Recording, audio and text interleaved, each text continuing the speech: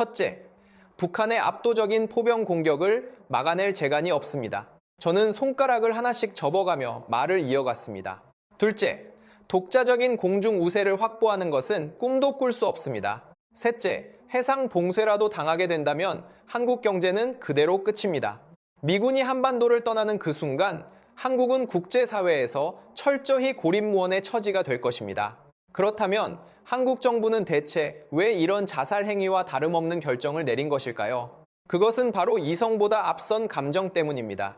저는 쓴웃음을 지으며 대답했습니다. 트럼프 대통령의 15조 원 증액 요구가 그들에게는 굴욕적으로 느껴졌겠지요. 하지만 감정만으로 국가의 안보를 결정할 수는 없는 노릇입니다.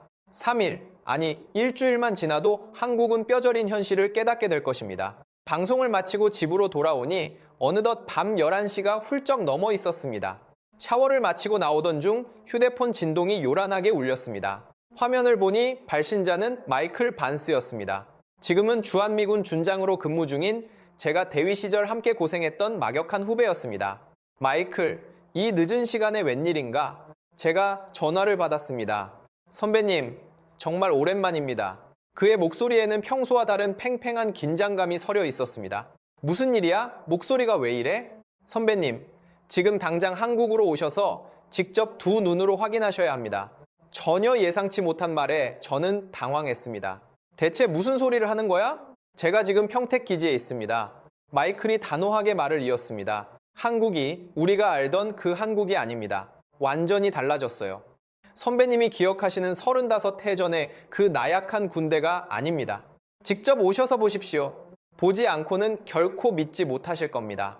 저는 헛웃음을 터뜨리고 말았습니다. 마이클, 나도 80년대에 그곳에서 복무했어. 한국군의 실력이 얼마나 형편없는지 누구보다 잘 안다고. 그때와 지금은 하늘과 땅 차이입니다. 대체 무엇이 그렇게 다르다는 건데? 마이클은 잠시 침묵하더니 나지막한 목소리로 말했습니다. 어제 저는 한국군 포병부대의 실사격 훈련을 참관했습니다. 그들은 200문의 K9 자주포를 동원해 동시에 불을 뿜었습니다. 무려 15분 동안 단 한순간도 쉬지 않고 말입니다. 그런데 놀라운 것은 그 엄청난 사격 속에서도 포탄 보급이 전혀 끊기지 않았다는 사실입니다. 마이클의 목소리가 미세하게 떨리고 있었습니다. 마치 창고에 포탄이 무한정 쌓여 있는 것처럼 보였습니다. 보급 트럭들이 끊임없이 쏟아져 들어오더군요. 자네, 지금 과장하는 거 아니야? 그럴 리가 없잖아. 선배님, 제가 허튼 소리 하는 사람으로 보이십니까? 마이클이 반문했습니다. 내일 오산기지에서 한국군 주관으로 특별 브리핑이 열립니다. 저들이 무언가 대단한 것을 보여주겠다고 공언했습니다. 그러니 늦기 전에 어서 오십시오. 전화를 끊고 고민에 빠졌습니다. 도저히 상식적으로 납득이 가지 않는 이야기였습니다. 한국이 갑자기 미군을 능가하는 군사강국이 되었다니 그것은 물리적으로 불가능한 일이라고 생각했습니다. 선배님, 한 가지 더 말씀드릴 게 있습니다. 마지막에 덧붙인 마이클의 말이 머릿속을 떠나지 않았습니다. 한국군 장교들의 눈빛이 완전히 바뀌었습니다. 저들은 지금 전혀 불안해하지 않습니다. 오히려 이 순간만을 오랫동안 기다려왔다는 듯한 묘한 자신감이 넘쳐 흐릅니다. 대체 무엇을 기다렸다는 말인가? 저도 모르겠습니다. 하지만 분명한 것은 저들이 우리가 전혀 모르는 무언가를 아주 철저하게 준비해왔다는 사실입니다. 저는 창밖으로 보이는 워싱턴의 야경을 묵묵히 바라보았습니다. 여전히 82%의 미국인들이 믿는 것처럼 한국은 결국 굴복하고 돌아올 것이라 믿고 싶었습니다. 미군이라는 거대한 버팀목 없이는 결코 살 수 없는 나라니까요. 하지만 마이클의 떨리는 목소리가 자꾸만 귓가에 맴돌았습니다. 완전히 달라졌어요. 다음 날 이른 아침, 저는 편집장을 찾아가 단판을 지었습니다. 한국으로 긴급 출장을 가야겠습니다. 이 시국에 한국이라니요? 편집장이 의아한 표정을 지었습니다. 현장의 실상을 제 두 눈으로 직접 확인하고 싶습니다. 저는 차분하게 대답했습니다. 주한미군 철수 통보 이후 한국 내부의 실제 상황이 어떻게 돌아가고 있는지 취재해 오겠습니다. 그거 좋은 생각이군요. 편집장이 고개를 끄덕였습니다. 한국군이 패닉에 빠져 우왕좌왕하는 생생한 모습을 담아오십시오. 우리 독자들이 아주 흥미로워할 겁니다. 저는 그날 오후 곧바로 인천행 비행기에 몸을 실었습니다. 워싱턴을 떠나 서울로 향하는 기내에서 저는 펜타곤의 비밀 보고서를 다시 한번 정독했습니다.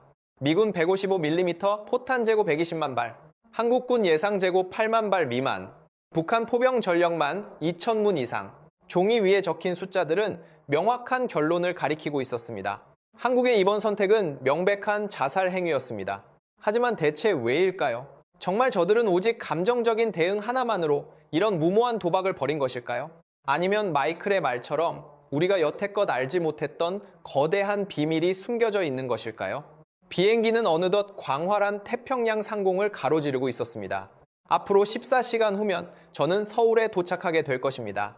창밖으로 끝없이 펼쳐진 바다는 기이할 정도로 평온해 보였습니다. 마치 폭풍이 몰아치기 직전의 고요함처럼 말입니다. 저는 천천히 눈을 감았습니다.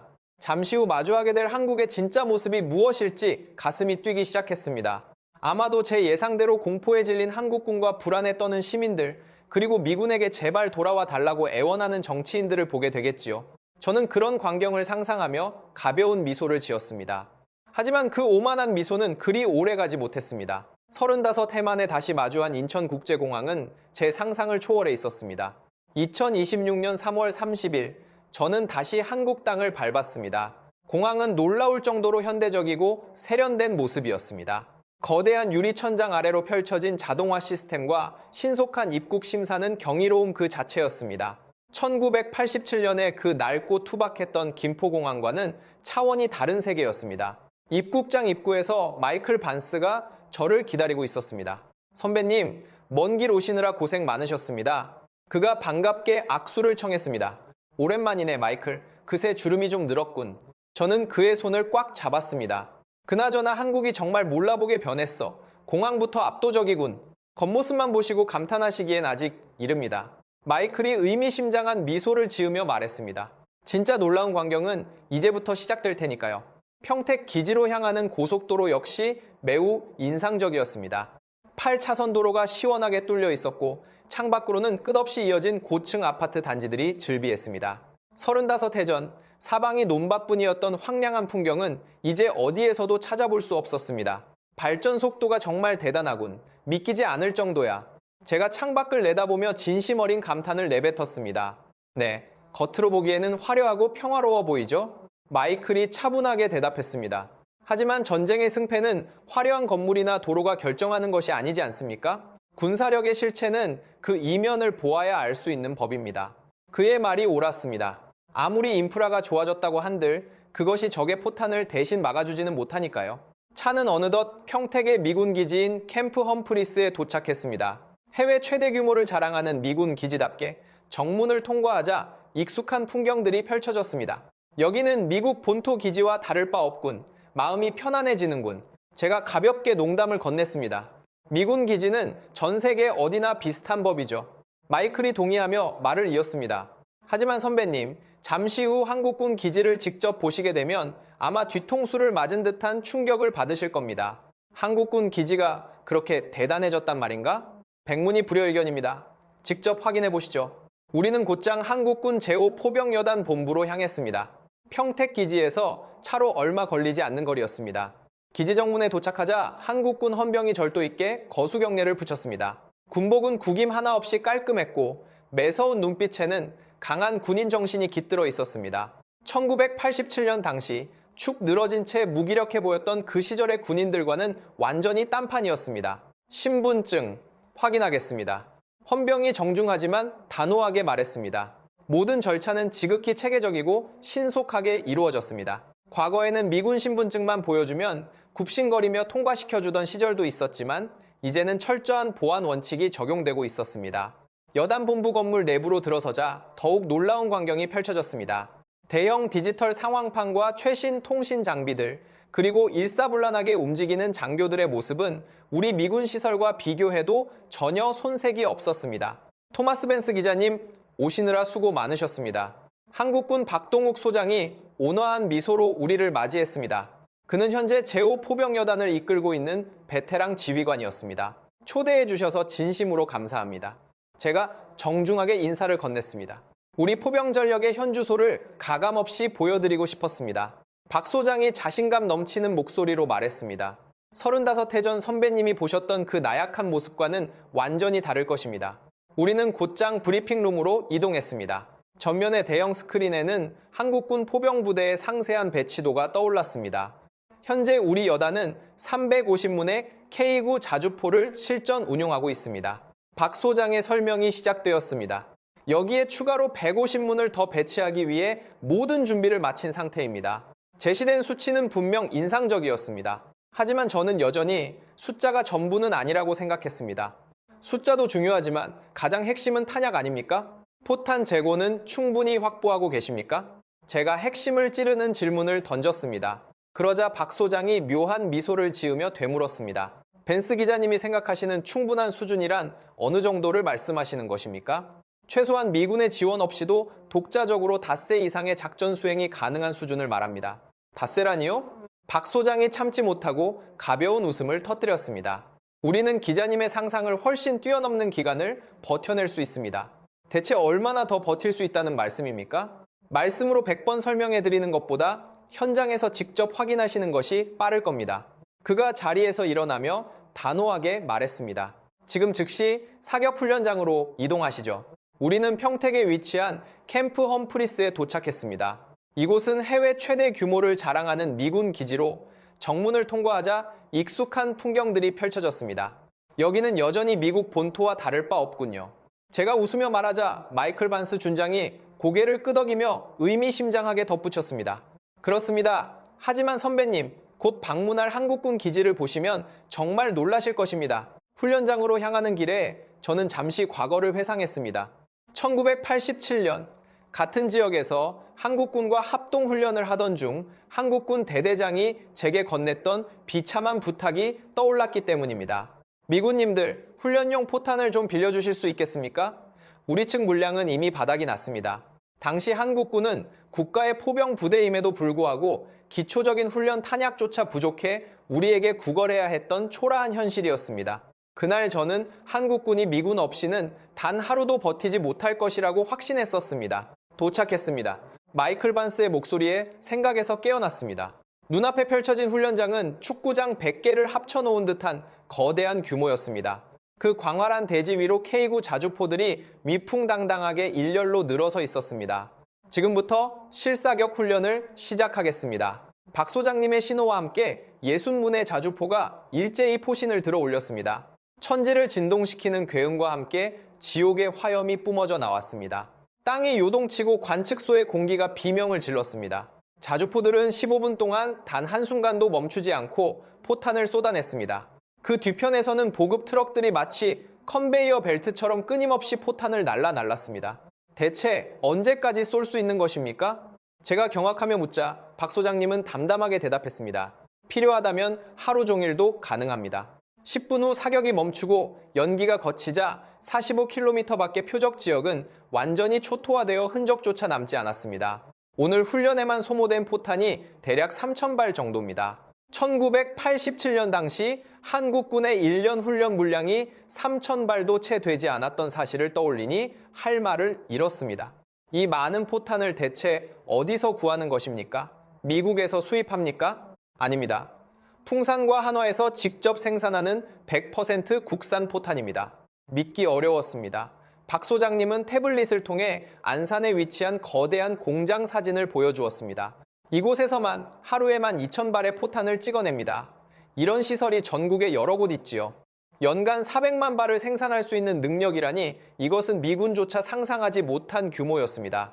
하지만 제 의구심은 여기서 멈추지 않았습니다. 포탄이 많다고 전쟁에서 이기는 것은 아닙니다. 북한의 화력은 여전히 위협적이지요. 제 말에 박 소장님은 저를 지하 벙커로 안내했습니다. 거대한 철문이 열리자 끝이 보이지 않는 광활한 공간이 나타났습니다. 그곳에는 포탄들이 산맥처럼 층층이 쌓여 있었습니다. 이 저장소 하나에만 12만 발의 포탄이 보관되어 있습니다. 이런 전략 저장소가 전국에 45곳이나 존재합니다. 순간 머릿속이 어지러웠습니다. 펜타곤의 비밀 데이터에는 한국군의 예비 포탄 재고가 8만 발 미만이라고 적혀 있었기 때문입니다. 한 곳의 저장소에만 12만 발이 있는데 미국은 그동안 완전히 잘못된 정보를 믿고 있었던 것입니다. 저와 마이클 반스는 충격적인 진실 앞에 서로를 바라볼 뿐이었습니다. 돌아오는 길에 마주친 한국군 장교들의 눈빛은 침착했고 그 어느 때보다 강한 자신감이 깃들어 있었습니다. 불안해하는 기색은 전혀 찾아볼 수 없었습니다. 이제 진짜 시작입니다. 드디어 우리가 준비한 것을 보여줄 때가 되었군요. 지나가는 한 소령의 나지막한 목소리가 제 가슴에 깊게 박혔습니다. 평택의 야경은 기이할 정도로 평화로웠지만 저는 비로소 깨달았습니다. 이 평화로운 땅 밑에는 지난 35년간 조용히 하지만 철저하게 갈아온 거대한 칼날이 잠들어 있다는 사실을 말입니다. 2026년사 월 1일 새벽 5시 호텔 전화가 정적을 깨고 울렸습니다. 토마스 벤스 기자님, 지상작전사령관 이진태 대장입니다. 낯선 목소리였지만 묵직한 권위가 느껴졌습니다. 특별히 기자님께 보여드릴 것이 있으니 지금 바로 준비해 주십시오. 단, 이것은 철저히 비공개로 진행될 것입니다. 1시간 후 호텔 앞에 도착한 검은색 세단에는 이진태 대장님이 직접 타고 있었습니다. 50대 중반의 날카로운 눈매를 지닌 그는 강인한 군인의 표상과도 같았습니다.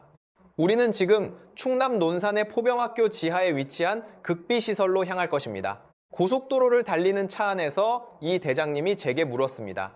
기자님은 1987년 당시 동두천에서 복무하셨다고요? 그때의 한국군을 어떻게 기억하십니까? 저는 솔직하게 대답했습니다. 포탄은 부족했고 장비는 낡아 미군에 절대적으로 의존하던 나약한 군대였습니다. 이 대장님은 씁쓸한 미소를 지으며 고개를 끄덕였습니다. 그렇습니다. 하지만 우리는 그 무력했던 시절을 잊지 않았습니다. 다시는 그 서러운 역사를 반복하지 않기 위해 지난 35년간 이 날을 준비해왔습니다. 논산 포병학교의 외진 건물에 도착한 우리는 엄격한 보안 검사를 거쳐 엘리베이터에 올랐습니다. 이 대장님이 특수 카드를 태그하자 숨겨진 버튼이 나타났고 우리는 지하 60m 깊이까지 하강했습니다. 엘리베이터 문이 열리자 두께가 1m에 달하는 거대한 철문이 나타났습니다. 생체 인식 절차를 마치고 문이 열리는 순간 저는 제 두 눈을 의심하지 않을 수 없었습니다. 높이 25m, 끝이 보이지 않는 광활한 지하 공간에 포탄들이 거대한 산맥을 이루고 있었습니다. 대한민국 육군이 보유한 총탄 양량은 1,500만 발에 달합니다. 다리에 힘이 풀려 벽에 기댈 수밖에 없었습니다. 미군이 보유한 전체 포탄이 120만 발인데 대한민국은 그보다 무려 12배가 넘는 양을 독자적으로 확보하고 있었던 것입니다. 우리는 그동안 미국을 동맹으로서 존중해 왔습니다. 하지만 동맹은 영원하지 않을 수 있다는 냉혹한 교훈을 잊지 않았지요. 이 대장님의 눈빛은 그 어느 때보다 날카롭게 빛나고 있었습니다. 베트남과 아프가니스탄의 역사를 보며 우리는 깨달았습니다. 결국 내 나라는 내 힘으로 지켜야 한다는 사실을 말입니다. 그들은 더 이상 미군에게 구걸하지 않기 위해 조용하고 확실하게 스스로를 지킬 힘을 길러온 것입니다. 돌아오는 차 안에서 평화로운 농촌 풍경을 바라보며 저는 묘한 전율을 느꼈습니다. 이 조용한 땅 밑에 잠들어 있는 1,500만 발의 포탄, 그리고 그 뒤에 숨겨진 한국인들의 무서운 집념. 이제 미국의 오만한 편견을 깨뜨릴 진실을 세상에 알려야 할 때가 왔음을 직감했습니다. 정말 비참할 정도였습니다. 화력 지원을 위한 포탄은 늘 모자랐고 장비들도 제 구실을 못할 만큼 노후화되어 있었지요. 제 대답에 이진태 대장님은 씁쓸한 미소를 지으셨습니다. 맞습니다. 그 시절의 대한민국 군대는 정말로 가난하고 힘이 없었지요. 그렇다면 지금은 그때와 완전히 다르다는 것을 주장하시는 것입니까? 이것은 단순한 주장이 아닙니다. 제가 지금부터 보여드리는 것은 엄연한 국가의 힘이자 숨겨진 진실입니다. 그는 단호한 어조로 말을 맺었습니다. 곧 그 실체를 직접 목격하시게 될 것입니다. 우리는 1시간 반을 달려 충남 논산에 위치한 포병학교에 도착했습니다. 언뜻 보기에는 평범하기 그지없는 군사시설에 불과했습니다. 하지만 이 대장님은 본관 건물이 아닌 인적이 드문 외진 숲속의 건물로 저를 안내했습니다. 여기서부터는 모든 촬영과 녹음이 엄격히 금지됩니다. 기자님의 휴대폰도 잠시 저희 보안팀에 맡겨주셔야겠습니다. 철저한 보안 검색을 마친 뒤 우리는 육중한 엘리베이터에 몸을 실었습니다. 이 대장님이 특수 카드를 태그하자 벽면에 숨겨진 비밀 버튼들이 나타났습니다. 그가 지하 버튼을 누르자 엘리베이터가 빠른 속도로 하강하기 시작했습니다. 10초, 20초, 30초, 엘리베이터는 멈출 기미 없이 깊은 어둠 속으로 내려갔습니다. 대체 얼마나 깊이 내려가는 것입니까? 제가 의아해하며 묻자 그가 대답했습니다. 지하 60m 지점입니다. 적의 강력한 핵 공격조차 견뎌낼 수 있도록 설계된 철옹성이지요. 마침내 엘리베이터가 멈추고 문이 열리자 두께가 무려 1m에 달하는 거대한 강철문이 우리 앞을 막아섰습니다. 이 대장님이 복잡한 생체 인식 절차를 마치자 육중한 문이 서서히 열렸습니다. 그 순간 제 눈앞에는 상상조차 할 수 없었던 경이로운 광경이 펼쳐졌습니다. 끝이 보이지 않을 만큼 광활한 지하 요새가 나타난 것입니다. 천장의 높이는 무려 25m에 달했고 그 거대한 공간 안에는 포탄들이 마치 거대한 산맥처럼 층층이 쌓여 있었습니다. 이 모든 것이 전부 포탄이란 말씀입니까? 경악한 제 목소리가 넓은 지하 공간에 파들거리며 울려 퍼졌습니다. 네, 모두 155mm 포탄들입니다. 이 대장님이 담담하게 대답했습니다. 오직 이 저장소 한 곳에만 35만 발의 포탄이 비축되어 있습니다. 35만 발이라니요? 도무지 믿기지 않는 숫자입니다. 우리는 전용 전동차를 타고 저장소 내부를 천천히 둘러보았습니다. 5분을 꼬박 달렸음에도 불구하고 포탄의 행렬은 끝이 보이지 않았습니다. 모든 포탄은 한 치의 오차도 없이 완벽하게 정렬되어 있었습니다. 대체 언제부터 이런 어마어마한 준비를 해오신 것입니까? 1990년대 초반부터입니다. 이 대장님이 회상하듯 말을 이었습니다. 우리는 걸프전을 지켜보며 뼈저린 교훈을 얻었습니다. 현대전쟁의 승패는 결국 압도적인 포병 화력에 달려있다는 사실을 말입니다. 전동차가 잠시 멈춰 섰습니다. 이 대장님은 쌓여있는 포탄 중 하나를 가볍게 집어들어 제게 보여주었습니다. 보십시오. 이것은 2026년 1월에 갓 제조된 따끈따끈한 신형 포탄입니다. 불과 2달 전에 우리 공장에서 나온 것이지요. 지금 이 순간에도 계속해서 생산하고 있다는 뜻입니까? 우리는 매일 12,000발의 포탄을 쉼없이 생산하고 있습니다. 그의 대답에 제 머릿속은 하얗게 변해버렸습니다. 그렇다면 1년이면 무려 400만 발을 생산한다는 말씀이군요. 미군이 전 세계에 보유한 전체 포탄 재고가 120만 발 수준인데 대한민국은 단 1년 만에 그 3배가 넘는 양을 독자적으로 찍어내고 있었던 것입니다. 왜 이렇게까지 엄청난 양의 포탄을 비축하시는 것입니까? 최근의 우크라이나 전쟁 상황을 보십시오. 이 대장님이 날카로운 눈빛으로 반문했습니다. 실전에서는 하루에만 수만 발의 포탄이 소모됩니다. 한 달이면 좋기 30만 발 이상이 사라집니다. 현대전쟁에서 포탄은 곧 병사들의 생명이자 국가의 운명입니다. 그는 벽면에 걸린 커다란 전략 지도를 가리켰습니다. 지도 위에는 한반도 전역에 촘촘하게 박힌 붉은 점들이 선명했습니다. 이런 대규모 저장소가 전국에 45곳이나 존재합니다. 각 저장소마다 평균 35만 발의 포탄이 안전하게 보관되어 있지요. 저는 떨리는 손으로 암산을 시작했습니다. 45곳에 35만 발씩이라면, 그렇다면 총 보유량이 1,500만 발에 달한다는 말씀입니까? 제 목소리는 이미 심하게 갈라져 있었습니다. 정확하게는 1,500만 발을 조금 넘어서는 수준입니다. 이 대장님이 차분하게 숫자를 정정해 주었습니다.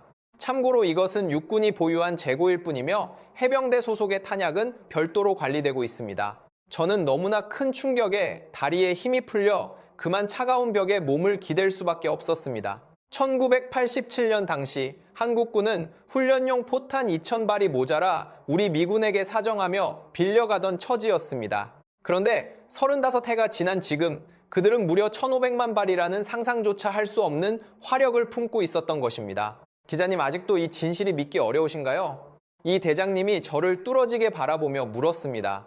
솔직히 말씀드리면 제 상식을 완전히 벗어난 현실이라 당황스럽습니다. 그는 품 안에서 최신 태블릿을 꺼내 한 문서를 보여주었습니다. 대한민국 국방부 포병 전력 정밀 현황이라는 제목의 대외비 자료였습니다. 이것은 우리 국방부 내부의 핵심 기밀 자료입니다. 그의 설명에 따르면 작년 기준으로 한국의 포탄 생산량은 400만 발에 육박하며 불량률은 0.005% 미만이라는 경이로운 수치를 기록하고 있었습니다. 눈앞의 숫자들은 마치 살아 움직이듯 제 시야를 어지럽혔습니다. 이것이 정말 꿈이 아닌 생생한 현실이란 말입니까? 대체 왜 이 엄청난 국가 기밀을 저에게 직접 보여주시는 것입니까? 제 질문에 이 대장님은 매우 진지하고도 결연한 표정으로 대답하셨습니다. 그것은 미국이 우리 대한민국을 여전히 크게 오해하고 있기 때문입니다. 오해라니요? 당신들은 여전히 우리를 1980년대에 나약했던 한국으로만 기억하고 있지 않습니까? 그의 목소리에는 깊은 자부심과 함께 서늘한 경고가 서려 있었습니다. 포탄 한 발 없어 미군 없이는 단 하루도 살 수 없는 그런 의존적인 나라로 말입니다. 그는 산맥처럼 쌓인 포탄 더미를 묵묵히 바라보았습니다. 하지만 보십시오. 우리는 지난 35년이라는 긴 세월 동안 이 날만을 위해 준비해 왔습니다. 누구보다 조용하게, 하지만 그 누구보다 확실하게 말입니다. 그렇다면 왜 이토록 압도적인 힘을 지금까지 세상에 숨겨오신 것입니까? 우리가 숨긴 것이 아닙니다. 이 대장님이 옅은 미소를 지으며 대답했습니다. 단지 미국이 우리에게 단 한 번도 진지하게 물어본 적이 없었을 뿐입니다. 당신들은 항상 우리 대한민국을 지켜줘야 할 약한 존재로만 단정짓지 않았습니까? 그의 뼈 있는 한마디가 제 가슴에 날카로운 화살처럼 박혔습니다. 생각해보니 정말 그랬습니다. 우리 미국은 단 한 번도 동맹국인 한국의 실제 능력을 제대로 확인하려 들지 않았습니다. 우리는 다시 엘리베이터를 타고 지상으로 올라왔습니다. 눈부시게 쏟아지는 오후의 햇살이 마치 낯선 세계처럼 느껴졌습니다. 방금 지하 60m 아래에서 목격한 광경이 마치 한편의 환상 같았기 때문입니다. 벤스 기자님, 이제는 조금 이해가 가십니까? 이 대장님이 저를 보며 물었습니다. 왜 우리 대한민국 정부가 미국의 무리한 요구를 거부하고 그런 과감한 결정을 내릴 수 있었는지를 말입니다. 저는 아무런 대답도 할 수 없었습니다. 서울로 돌아오는 차 안에서 창밖을 내다보니 평화롭기만 한 한국의 농촌 풍경이 스쳐 지나갔습니다. 누가 감히 상상이나 할 수 있었을까요? 이 평화롭고 조용한 땅 밑에 무려 1,500만 발의 거대한 죽음의 사자들이 잠들어 있다는 사실을 말입니다. 호텔 방으로 돌아와 노트북을 펼쳤지만 기사의 첫 줄조차 쓰지 못한 채 멍하니 모니터만 바라보았습니다. 대체 무엇을 기록해야 할까요? 한국이 미국보다 압도적으로 많은 포탄을 보유하고 있다. 우리는 지난 35년 동안 대한민국이라는 나라를 철저히 착각하고 있었다. 이 진실을 워싱턴에 그 누가 믿어줄 수 있겠습니까? 하지만 저는 분명히 보았습니다. 제 두 눈으로 직접 확인한 산맥 같은 포탄들과 끝이 보이지 않던 지하 요새, 그리고 자신감에 찬 한국 군인들의 매서운 눈빛을 말입니다. 그때 저는 처음으로 깨달았습니다.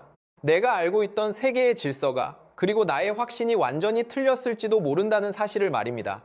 다음날 새벽 6시, 다시 이진태 대장님으로부터 긴급한 연락이 왔습니다. 오늘은 우리 포병의 진짜 실전 능력을 보여드리겠습니다. 그의 목소리에는 승리자의 여유와 확신이 넘쳐 흐르고 있었습니다. 경기도 포천에 위치한 종합훈련장으로 오십시오.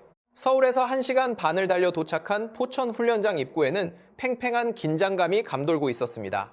350문의 K9 자주포들이 광활한 대지 위에 위용을 자랑하며 일렬로 늘어서 있었습니다. 하늘을 향해 꼿꼿이 세워진 포신들은 마치 숨을 죽이고 명령을 기다리는 거대한 철의 군단 같았습니다. 오늘 실시할 시연은 실제 전쟁 상황과 동일하게 진행됩니다. 이 대장님의 설명이 이어졌습니다. 북한군의 주요 포병 진지를 초기에 제압하는 입체적인 시나리오입니다. 관측소로 향하는 계단을 오르며 제가 조심스럽게 물었습니다. 이런 대규모 화력 훈련을 자주 실시합니까? 거의 매달 진행하고 있습니다. 이 대장님이 자랑스럽게 대답했습니다. 포병에게 연습이 없는 무기는 그저 쇳덩이에 불과하기 때문입니다. 관측소에서 내려다본 훈련장의 모습은 압도적이라는 말로도 부족했습니다. 자주포 옆에 대기 중인 포병들은 각자의 위치에서 일사불란하게 움직이고 있었습니다. 저기 보이는 병사들의 인당 연간 훈련 시간은 어느 정도입니까? 인당 연간 300시간 이상의 강도 높은 실전 훈련을 소화합니다. 박 소장님이 덧붙여 설명해 주셨습니다. 이것은 미군 포병의 평균 훈련량보다 2배 이상 많은 수치입니다. 45km 밖의 산중턱에 가상의 적 진지를 상징하는 표적들이 설치되었습니다. 사격 개시. 이 대장님의 서슬퍼런 명령과 함께 지옥의 문이 열렸습니다. 60문의 자주포가 동시에 불을 뿜자 귀가 찢어질 듯한 괴음이 대기를 갈랐습니다. 땅이 거칠게 요동쳤고 관측소의 유리창이 비명을 지르며 떨렸습니다. 화약 냄새가 순식간에 코끝을 찔렀고 자욱한 연기가 하늘을 뒤덮었습니다. 하지만 더 놀라운 광경은 그 다음이었습니다. 재장전. 구령과 함께 자주포의 자동 장전 장치가 기계적인 소리를 내며 완벽하게 작동하기 시작했습니다. 포병들의 움직임은 마치 정밀하게 설계된 톱니바퀴처럼 한치의 오차도 없었습니다. 포탄을 확인하고 장약을 점검하고 사격 재원을 입력하는 모든 과정이 물 흐르듯 이어졌습니다. 불과 25초 만에 모든 재장전이 완료되었습니다. 이토록 빠른 재장전 속도가 실제로 가능한 것입니까? 제가 경악하며 묻자 이 대장님이 미소 지었습니다. 수만 번 반복된 지옥 같은 훈련의 결실입니다.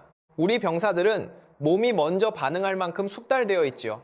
다시 한번 60발의 포탄이 하늘을 가르며 포물선을 그렸습니다. 모니터로 확인한 명중률은 놀라웠습니다. 45km를 날아간 포탄들이 오차범위 5m 이내로 표적에 정확히 꽂혔습니다. 계속하십시오. 이 대장님의 명령에 따라 3분에 한 번씩 쉼없는 포격이 이어졌습니다. 10분이 지나고 30분이 흘러도 자주포들의 사격 속도는 전혀 줄어들지 않았습니다. 자주포의 포신에서는 뜨거운 열기가 아지랑이처럼 피어올랐지만 병사들은 지친 기색 없이 기계처럼 정확하게 임무를 수행했습니다.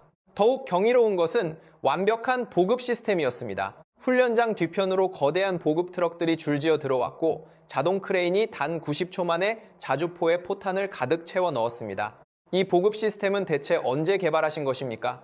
약 10년 전부터 우크라이나 전쟁 등의 실전 사례를 연구하며 독자적으로 완성했습니다.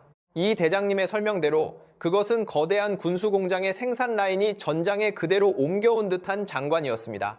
오늘 단 하루 훈련에만 소모된 포탄이 무려 12,000발입니다. 박 소장님의 대답에 저는 다시 한번 할 말을 잃고 말았습니다. 하루 만에만 2,000발의 포탄을 쏟아붓고도 눈 하나 깜짝하지 않는 군대. 그들은 진정으로 준비된 세계 최강의 포병 군단이었습니다. 포병들의 이마에는 땀방울이 쉴 새 없이 흘러내렸지만 그들의 절도 있는 동작은 단 한치의 흐트러짐도 없었습니다. 20분이 지나자 K9 자주포의 포신은 시뻘겋게 달아올랐고 그 열기로 인해 주변 공기가 아지랑이처럼 어지럽게 피어올랐습니다. 사격이 시작된 지 어느덧 30분이 지났습니다. 하지만 포격의 속도는 처음과 똑같이 매섭게 유지되었습니다. 강철의 짐승과도 같은 자주포들은 지칠 줄 몰랐고 그것을 다루는 포병들의 움직임은 마치 정밀한 기계처럼 정확했습니다. 더욱 저를 경악하게 만든 것은 완벽한 보급 시스템이었습니다. 각 트럭에는 155mm 포탄이 200발씩 빽빽하게 실려 있었습니다. 트럭이 자주포 옆에 멈춰서자마자 자동 크레인이 기계음을 내며 작동했습니다. 포탄 상자가 열리고 특수 컨베이어 시스템을 통해 포탄들이 물 흐르듯 이동했습니다. 육중한 자주포 한 대에 포탄을 가득 채우는 데 걸리는 시간은 불과 90초였습니다.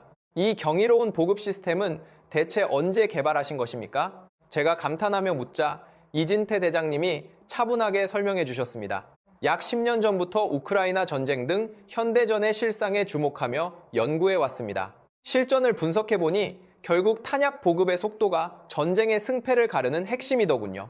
트럭들은 쉼없이 포탄을 실어 날랐고 자동화된 시스템은 단 한 발의 오차도 없이 포탄을 분배했습니다. 그것은 거대한 군수공장의 생산 라인이 전장 한복판에 그대로 옮겨져 있는 듯한 장관이었습니다. 보급 속도가 도무지 믿기지 않을 정도입니다. 제가 진심으로 감탄하자 박 소장님이 대답했습니다. 분당 10발 이상의 초고속 보급이 가능하도록 설계되었습니다. 우리 군의 화력이 멈추는 일은 결코 없을 것입니다. 포격이 계속되는 동안 이 대장님은 태블릿을 통해 실시간 사격 데이터를 보여주셨습니다. 화면 속의 명중률은 98%를 가리키고 있었습니다. 그는 자신감 넘치는 손길로 화면을 가리켰습니다. 보십시오. 오차 범위는 단 5m 이내입니다. 45km라는 엄청난 거리를 날아가면서 단 5m의 오차라니 그것은 현대 과학이 도달할 수 있는 극상의 정확도였습니다. 1시간 후 천지를 뒤흔들던 포성이 마침내 멈췄습니다. 자욱했던 연기가 바람에 거치자 저 멀리 표적 지역이 선명하게 모습을 드러냈습니다. 그곳은 그야말로 지옥이 휩쓸고 간 듯 완전히 초토화되어 있었습니다. 45km 밖의 산등성이는 형체를 알아볼 수 없을 만큼 깎여나갔고 나무 한 그루조차 남지 않은 폐허로 변해버렸습니다. 오늘 이 짧은 훈련에 소모된 포탄이 대체 얼마나 됩니까? 제 질문에 이 대장님이 담담하게 답했습니다. 정확히 12,000발입니다. 단 하루의 정기 훈련에만 2,000발의 포탄을 쏟아붓다니요. 이것은 시작에 불과합니다. 그가 옅은 미소를 지으며 덧붙였습니다.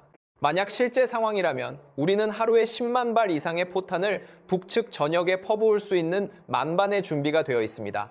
훈련을 마친 포병들이 하나둘 자주포에서 내려왔습니다. 온몸이 땀으로 젖어 지쳤을 법도 했지만 그들의 표정은 기이할 정도로 담담했습니다. 마치 일상적인 업무를 마친 평범한 직장인처럼 평온해 보이기까지 했습니다. 저는 장비를 정리하던 한 상사에게 다가가 물었습니다. 이토록 강도 높은 사격 훈련이 힘들지는 않습니까?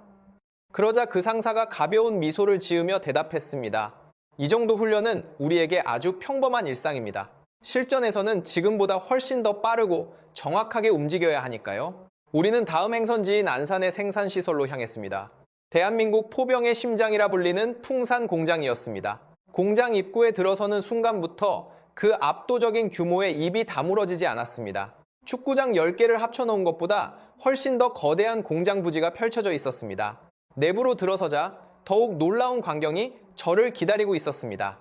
최첨단 자동화 라인이 끝도 없이 이어져 있었고 수십 대의 로봇팔들이 정밀하게 포탄을 조립하고 있었습니다. 이 라인 하나에서 1시간에 생산되는 포탄은 몇 발입니까? 이 라인 한 곳에서만 시간당 600발을 생산합니다. 공장 책임자가 자부심 섞인 목소리로 설명했습니다. 이곳 공장에는 총 5개의 라인이 풀가동 중이므로 시간당 3,000발을 생산해내고 있습니다. 계산해보니 이 공장 한 곳에서만 하루에만 2,000발이 넘는 포탄이 쏟아져 나오고 있었습니다. 전체 생산량이 하루에만 2,000발이라고 듣지 않았습니까? 제가 의아해하며 묻자 공장 책임자가 웃으며 대답했습니다. 이곳 안산 공장은 전체 생산량의 5분의 1을 담당하는 곳 중 하나일 뿐입니다. 대한민국 전역에 이런 대규모 공장이 5곳이나 더 존재하고 있습니다. 우리는 품질 관리실로 이동했습니다. 그곳의 엔지니어들은 포탄 한 발 한 발을 꼼꼼하게 검수하고 있었습니다. 엑스레이 정밀 검사, 압력 테스트, 화약량 측정 등 모든 과정이 고도로 자동화되어 진행되었습니다. 혹시 불량률은 어느 정도나 됩니까? 0.005% 미만입니다. 품질관리 책임자가 단호하게 대답했습니다. 이것은 10,000발 중 단 한 발의 불량도 허용하지 않겠다는 완벽주의의 산물이었습니다. 그는 제게 나토 품질 인증서를 직접 보여주었습니다. 영롱하게 빛나는 금색 도장이 찍힌 그 문서는 한국의 기술력이 이미 세계 정점에 도달했음을 증명하고 있었습니다. 나토의 엄격한 품질 기준을 모두 초과 달성하여 정식 인증을 받았습니다. 그가 자랑스럽게 덧붙였습니다. 도저히 믿기지 않았습니다. 한국산 포탄이 세계 최고의 권위를 자랑하는 나토 인증을 받다니요. 해외 수출도 활발하게 이루어지고 있습니다. 공장 책임자가 설명을 이어갔습니다. 폴란드와 노르웨이, 에스토니아 등 유럽 국가들에 대량으로 납품하고 있으며 작년에는 호주 정부에서도 우리 기술에 큰 관심을 보였습니다. 유럽의 군사 강국들이 미국산 대신 한국산 포탄을 선택하고 있다는 사실은 제게 커다란 충격으로 다가왔습니다. 생산 라인을 따라 걸으며 포탄의 몸체가 깎이고 정밀하게 화약이 충전되며 신관이 조립되는 전 과정을 지켜보았습니다. 모든 공정은 한치의 오차 없이 완벽한 조화를 이루고 있었습니다. 이 놀라운 원천 기술을 어떻게 개발해 오신 것입니까? 지난 35년 동안 포기하지 않고 쏟아부은 피와 땀의 결과물입니다. 공장 책임자가 숙연한 표정으로 대답했습니다. 수많은 시행착오와 실패가 있었지만 우리는 단 한 번도 멈추지 않았습니다. 우리는 다시 포천 훈련장으로 돌아왔습니다. 어느덧 해가 뉘엿뉘엿 지고 있었고 붉은 석양은 광야에 서 있는 K9 자주포들을 장엄하게 물들이고 있었습니다. 이 대장님은 품 안에서 오래된 낡은 사진 한 장을 꺼내 보여주셨습니다. 이것은 제가 소위 시절에 찍었던 사진입니다. 사진 속의 한국군 포병들은 너무나도 초라해 보였습니다. 낡아 빠진 장비와 부족한 포탄, 그리고 지친 기색이 역력한 병사들의 표정, 구형 곡사포 옆에서 어색하게 서 있는 젊은 장교, 그가 바로 이진태 대장님의 젊은 시절이었습니다. 그때 우리 대한민국 군대는 정말로 약했습니다. 이 대장님이 과거를 회상하며 낮게 읊조렸습니다. 미군의 지원 없이는 단 하루도 버틸 수 없을 만큼 무력했지요. 포탄 한 발이 너무나 아까워서 제대로 된 사격 훈련조차 마음껏 해보지 못했습니다. 그는 현재의 위풍당당한 훈련장을 가리키며 말을 이었습니다. 하지만 보십시오. 우리는 1980년대부터 바로 오늘 이 순간을 위해 준비해 왔습니다. 차근차근 한 걸음씩 쉼없이 걸어온 결과입니다. 대체 무엇이 그토록 여러분을 절박하게 만들었습니까? 제가 묻자 이 대장님은 멀리 북쪽 산맥을 바라보았습니다. 그의 시선은 단호했고 흔들림이 없었습니다. 다시는 무기력하게 당하고 싶지 않았기 때문입니다. 그는 천천히 그러나 힘주어 말했습니다. 전쟁이 터졌을 때 국민의 생명을 지킬 포탄을 남의 나라 자비에 의존할 수는 없지 않습니까? 그의 날카로운 눈빛이 저를 관통했습니다. 미국은 소중한 동맹이지만 국제사회에서 영원한 우방이란 존재하지 않습니다. 베트남에서도 아프가니스탄에서도 결국 당신들은 떠나지 않았습니까? 언젠가는 한국 땅에서도 미군이 떠날 날이 올 것입니다. 우리는 오직 그때를 대비하기 위해 이 모든 것을 준비해 온 것입니다. 스스로를 지키기 위해 이 거대한 화력을 숨겨오신 것이군요. 그렇습니다. 더 이상 그 누구에게도 구걸하지 않는 강한 나라를 만들기 위해서입니다. 저는 아무런 대꾸도 할 수 없었습니다. 그들은 지난 35년이라는 긴 세월 동안 조용하지만 철저하게 이 거대한 힘을 길러온 것입니다. 훈련장을 떠나며 뒤를 돌아보았습니다. 석양에 물든 K9 자주포들은 마치 살아있는 거인처럼 강력하고 위험 있는 모습으로 대지를 지키고 있었습니다. 호텔로 돌아와 노트북 앞에 앉았습니다. 기사의 제목을 무엇으로 해야 할지 오랫동안 고민했습니다. 처음에는 한국군의 놀라운 변신이라고 적었다가 곧바로 지웠습니다. 다시 미국을 추월한 한국의 포병 전력이라고 썼지만 역시 마음에 들지 않았습니다. 마지막으로 저는 떨리는 손가락으로 천천히 자판을 두드렸습니다. 세계 최강의 포병 화력을 보유한 위대한 국가. 그 순간 저는 미국이라는 이름 대신 당당하게 대한민국이라는 글자를 새겨 넣었습니다. 새벽 2시가 넘었지만 흥분이 가시지 않아 잠이 오지 않았습니다. 저는 침대에서 일어나 지난 며칠간 수집한 방대한 데이터들을 다시 한번 정밀하게 확인하기 시작했습니다. 총보유 포탄 1,500만 발, 하루 생산량만 2,000발, 연간 생산 능력 400만 발 이상, 불량률 0.005% 미만, 나토의 모든 품질 기준 초과 달성. 숫자 하나하나가 제 머릿속을 맴돌며 거대한 전율을 일으켰습니다. 도저히 믿기 힘든, 그러나 부정할 수 없는 명백한 현실이었습니다. 불과 며칠 전까지만 해도 저는 워싱턴에서 확신했습니다. 한국은 미군의 보호 없이는 단 하루도 생존할 수 없는 나약한 존재라고 말입니다. 하지만 눈앞의 데이터는 제 오만한 확신이 얼마나 비참하게 틀렸는지를 증명하고 있었습니다. 창밖으로 보이는 서울의 야경은 눈부시게 반짝이고 있었습니다. 전쟁의 위협에 떨고 있는 도시라고는 믿기지 않을 만큼 평화롭고 활기찬 모습이었습니다. 한강 다리를 가득 메운 자동차들의 불빛은 꼬리에 꼬리를 물고 끊임없이 이어졌습니다. 새벽 2시임에도 불구하고 이 거대한 도시는 멈추지 않고 생동감 있게 박동하고 있었습니다. 뉴욕이나 런던 같은 세계적인 대도시들과 비교해도 전혀 손색이 없는, 아니 오히려 더 세련된 모습이었습니다. 그때 휴대폰이 요란하게 울렸습니다. 마이클 반스 준장이었습니다. 선배님, 아직 안 주무시고 계셨군요. 지금 펜타곤에 보낼 최종 보고서를 작성하고 있어. 제가 대답했습니다. 대체 어떻게 쓰실 계획입니까? 솔직히 말해서 나도 잘 모르겠어. 워싱턴의 그 고집불통들이 내 말을 믿어줄지 의문이거든. 저는 깊은 한숨을 내쉬었습니다. 특히나 자신들의 자존심에 상처를 입힐 만한 진실은 더욱 받아들이기 힘들 테니까. 우리가 지난 35년 동안 대한민국이라는 나라에 대해 얼마나 큰 착각을 하고 있었는지 인정하는 것 말이야. 잠시 무거운 침묵이 흐른 뒤 마이클이 조심스럽게 입을 열었습니다. 선배님, 오늘 이 대장님이 하셨던 말씀을 기억하시나요? 무엇 말인가? 왜 그토록 처절하게 이 힘을 준비해 왔느냐는 질문에 대한 대답 말입니다. 기억이 났습니다.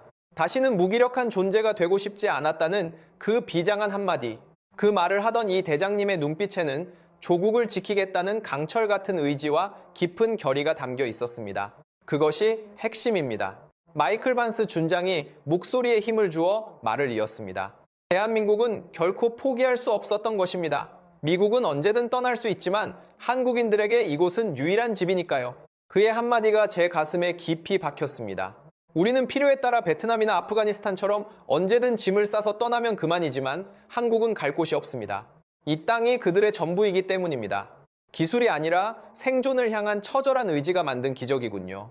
네, 보급이 끊기면 끝이라는 절박함이 스스로 일어서는 법을 만들게 한 것입니다. 전화를 끊고 저는 노트북 앞에 앉았습니다. 한국군은 여전히 미군의 지원이 필수적이다 라고 적었던 기존 보고서의 첫 문장을 과감히 지웠습니다. 그리고 떨리는 손으로 다시 적었습니다. 우리가 완전히 틀렸습니다. 이것은 단순한 군사력 증강이 아니라 지난 35해 동안 묵묵히 진행된 위대한 국가적 프로젝트의 결실이었습니다. 귀국한 지 이틀째 되던 날, 저는 미국 군사력의 심장부인 펜타곤 브리핑룸 연단에 섰습니다. 국방장관과 합참의장, 그리고 각 군 참모총장들이 모두 모인 자리였습니다.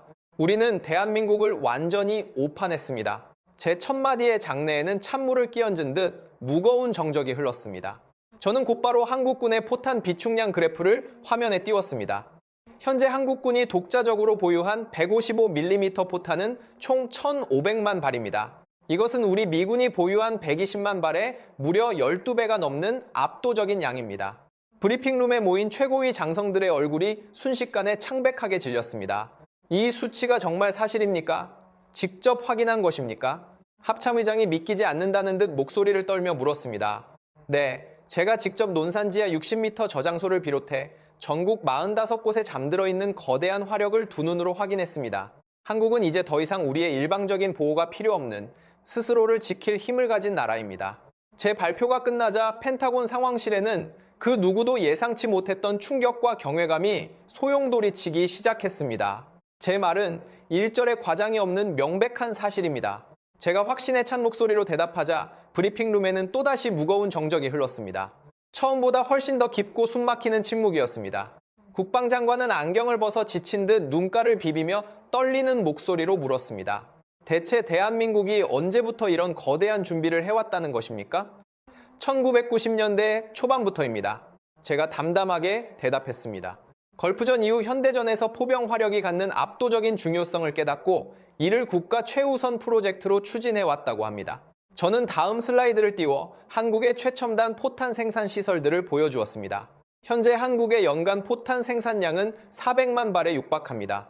매일 12,000발의 포탄이 쉼없이 쏟아져 나오고 있지요. 그것은 물리적으로 불가능한 수치입니다.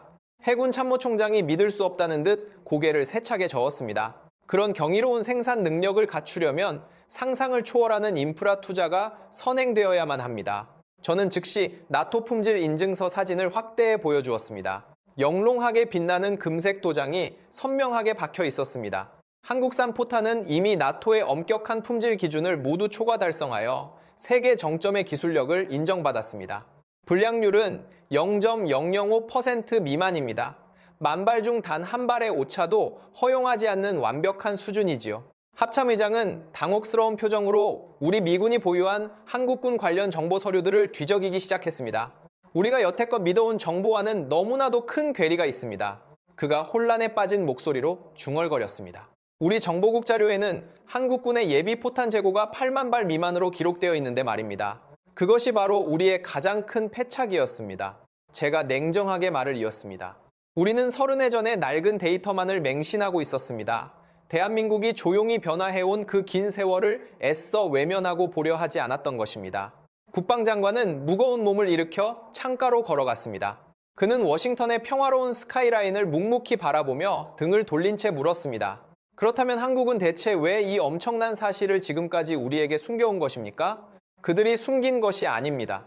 제가 차분하게 대답했습니다. 우리가 단 한 번도 그들에게 진지하게 물어보지 않았을 뿐입니다. 국방장관이 천천히 몸을 돌렸습니다. 그의 얼굴은 이미 굳어 있었고 눈빛에는 짙은 고뇌가 서려 있었습니다. 브리핑을 계속하십시오. 저는 K9 자주포 60문이 동시에 불을 뿜는 실사격 훈련 영상을 재생했습니다. 천지를 진동시키는 굉음이 스피커를 타고 상황실 전체를 울렸습니다. 재장전 시간은 단 25초입니다. 분당 2발 이상의 정밀 사격이 가능하며 사거리는 45km에 달합니다. 화면 속 포병들은 마치 기계처럼 일사불란하게 움직였고 자동화 보급 시스템은 쉼없이 포탄을 공급했습니다. 이것은 보여주기식 시연이 아닙니다. 대한민국 군대가 매달 실시하는 일상적인 정기훈련의 모습입니다. 현장에 있던 한 기자가 손을 번쩍 들며 질문했습니다. 그렇다면 한국 정부가 주한미군 철수라는 강수를 둔 것은 그만한 자신감이 뒷받침되었기 때문이군요. 그렇습니다. 그들은 더 이상 일방적으로 우리 미국에 의존할 필요가 없어진 것입니다. 브리핑룸은 다시 소란스러워졌습니다. 장성들은 심각한 표정으로 자료를 재검토했고 참모들 사이에서는 다급한 속삭임이 오갔습니다. 국방장관이 손을 들어 장내를 정돈시킨 뒤 제게 마지막 질문을 던졌습니다.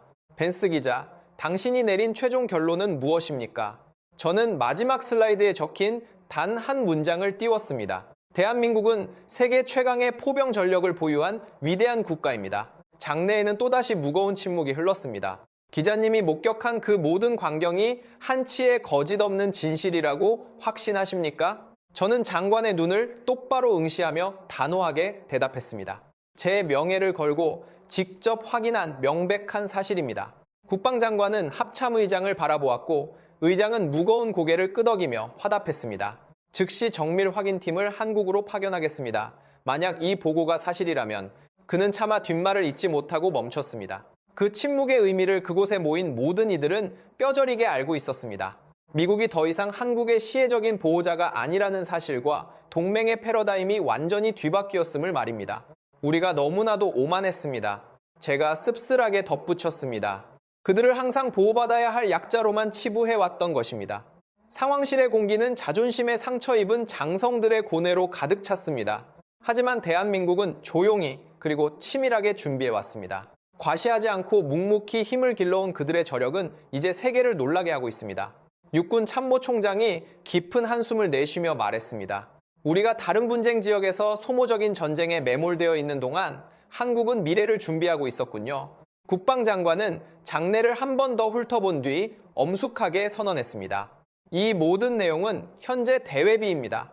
대통령님께 즉시 보고한 뒤 대응 방안을 논의하겠습니다. 브리핑이 끝나고 사람들은 충격에서 벗어나지 못한 채 멍한 표정으로 자리를 떴습니다. 합참의장이 제게 다가와 나지막이 물었습니다. 벤스, 정말로 확실한 정보입니까? 군인으로서의 제 명예를 걸고 확실합니다. 그는 고개를 끄덕이며 무겁게 발걸음을 옮겼습니다. 그렇다면 우리는 이제 완전히 새로운 전략을 구상해야겠군요. 펜타곤의 긴 복도를 걸어 나오며 제 발걸음 소리가 공허하게 메아리 쳤습니다. 밖으로 나오니 워싱턴의 눈부신 봄 햇살이 저를 맞이해 주었습니다. 하지만 저는 직감했습니다. 오늘을 기점으로 한미 관계의 모든 역사가 새롭게 쓰이게 될 것임을 말입니다. 며칠 뒤 트럼프 대통령은 15조 원의 방위비 증액 요구를 전격 철회했습니다. 한국 정부 역시 주한미군 철수 통보를 거두어들였고 양국은 서로를 존중하는 새로운 방위비 협정을 체결했습니다. 과거의 종속적인 관계가 아닌 진정한 파트너로서의 새로운 시작이었습니다. 저는 텔레비전 생방송 뉴스에 출연하여 이번 한국 취재의 뒷이야기를 전했습니다. 벤스 기자님, 35해 전 주한미군으로 근무했던 분으로서 다시 찾은 한국은 어떠했습니까? 변한 것이 너무나 많아 일일이 열거하기조차 힘듭니다. 저는 1987년 동두천 시절의 이야기를 담담하게 풀어놓았습니다. 당시 한국군은 포탄 2,000발이 부족해 훈련을 중단해야 할 만큼 나약했습니다. 우리가 남는 탄약을 빌려줘야만 했지요. 그런데 지금의 대한민국은 어떤 나라입니까? 진행자의 질문에 저는 단호하게 대답했습니다. 한국은 현재 1,500만 발의 포탄을 보유한 세계 최강의 화력 강국입니다. 미군 전체 보유량의 10배가 넘는 수치입니다. 이제 그들은 더 이상 우리의 일방적인 보호가 필요 없는 나라입니다. 화면에는 제가 직접 목격한 산맥 같은 포탄들과 최첨단 자동화 생산 라인의 모습이 비춰졌습니다. 그렇다면 이제 동맹의 의미는 사라진 것일까요? 아닙니다. 오히려 이제야말로 진정한 동맹의 의미를 찾은 것입니다. 저는 미소 지으며 대답했습니다. 수직적인 관계가 아닌 동등한 위치에서 서로를 돕는 진정한 파트너십의 시대가 열린 것입니다. 진행자가 잠시 생각에 잠기더니 조심스럽게 물었습니다. 미군 출신이자 미국인으로서 개인적으로는 어떤 감정을 느끼셨습니까? 솔직히 자존심이 상하기도 했고 커다란 충격을 받기도 했습니다. 하지만 그 무엇보다 제 가슴을 채운 것은 깊은 존경심이었습니다. 지난 35해 동안 그들이 묵묵히 일궈낸 그 처절하고도 위대한 생존의 역사를 직접 보았기 때문입니다. 존경심이라고 말씀하셨습니까? 네, 그렇습니다. 그것은 대한민국 국민들의 꺾이지 않는 의지와 끊임없는 노력에 대한 진심 어린 존경입니다. 제가 담담하면서도 확신에 찬 어조로 설명했습니다. 그들은 결코 포기하지 않았습니다.